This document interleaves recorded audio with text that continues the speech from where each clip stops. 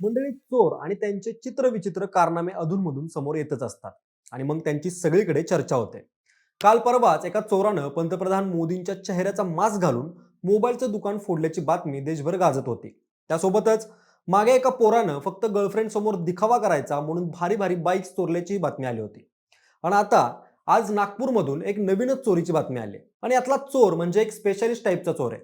म्हणजे हा चोर फक्त बस चोरण्यातला स्पेशालिस्ट आहे. या चोरानं काल रात्री महाराष्ट्र परिवहन मंडळाची तब्बल 1.25 कोटींची इलेक्ट्रिक शिवाई बस बस डेपोमधून चार्जिंगला लावलेली असताना पळवली. पण आज सकाळी तो अमरावतीमध्ये पकडला गेला. बरं, याला पकडल्यावर पोलिसांनी जसजशी याची चौकशी केली तशी जी माहिती समोर आली त्यानं पोलिसांसहित सगळेच अचंबित झाले. म्हणजे या चोरानं आजवर तब्बल 20 पेक्षा जास्त बस चोरलेल्या आहेत आणि फक्त महाराष्ट्रच नाही तर आजवर यानं आंध्र प्रदेश, कर्नाटक आणि तेलंगणा या राज्यात बस चोरलेल्या आहेत. तर म्हणजे हा बस स्पेशालिस्ट नेमका आहे कोण, हा काम कसं करतो आणि चोरलेल्या बसचा हा नंतर काय करतो, हे सगळं जाणून घेऊयात आजच्या व्हिडिओच्या माध्यमातून. नमस्कार, मी अक्षय आणि तुम्ही पाहताय विषयच भारी. मंडळी, 1.25 कोटी रुपयांची सरकारी इलेक्ट्रिक शिवाई बस चार्जिंगला उभी असते. मध्यरात्री एक चोर ती आरामात घेऊन पसार होतो. ही घटना 1 जुलै रोजी रात्री नागपूरमधील इमामवाडा बस स्थानकावरती घडली. चार्जिंगला उभी असलेली शिवाई इलेक्ट्रिक बस कोणीतरी बाहेरचा व्यक्ती चोरून घेऊन गेल्याचं डेपो कर्मचाऱ्यांच्या लक्षात आलं.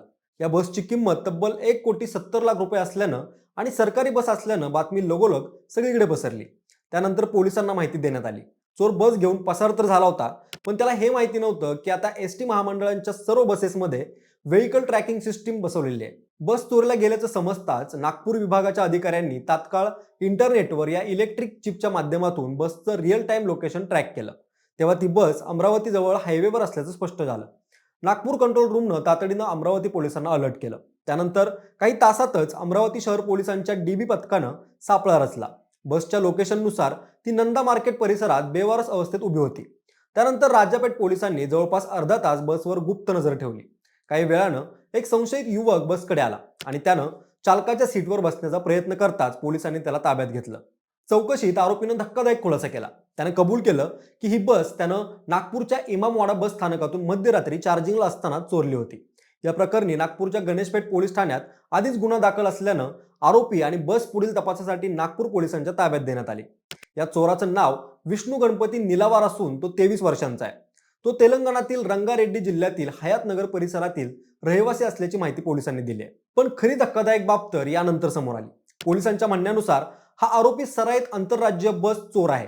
या अट्टल बस चोराला केवळ बस चोरून ती घेऊन फिरण्याची सवय आहे.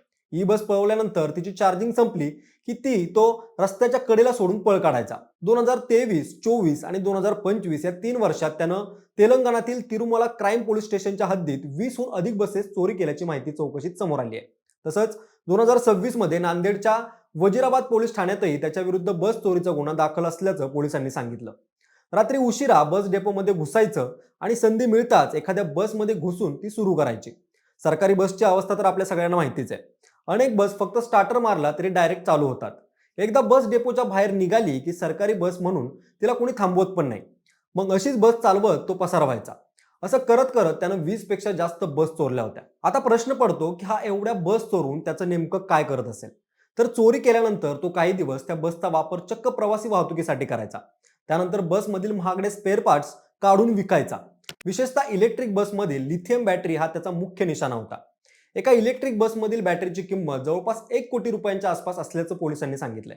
याशिवाय टायर, डिस्क आणि इतर महागडे पार्ट्सही विकले जातात आणि उरलेली बस बेवारस सोडून आरोपी फरार होत असे. या संपूर्ण प्रकारामागं एकटाच आरोपी नसून मोठं रॅकेट असण्याची शक्यता पोलिसांनी व्यक्त केली आहे.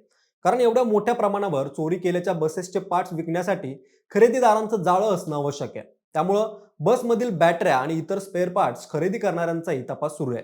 राजापेठ पोलिसांनी सांगितलं की आरोपीला ताब्यात घेतल्यानंतर अवघ्या काही तासात चौकशी सुरू करण्यात आली असून त्याच्याकडून अधिक माहिती घेतली जाते.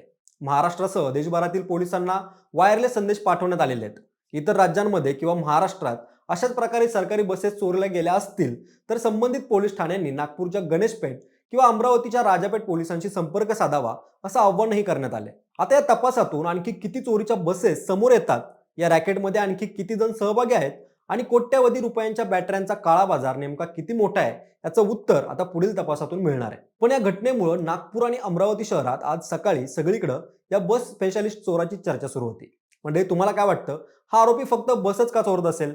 आणि झालेल्या या एकूण प्रकाराबद्दल तुमचं काय मत आहे ते कमेंट करून नक्की कळवा आणि सोबतच विशेष भारीच्या YouTube चॅनेलला सबस्क्राईब करायला विसरू नका. धन्यवाद.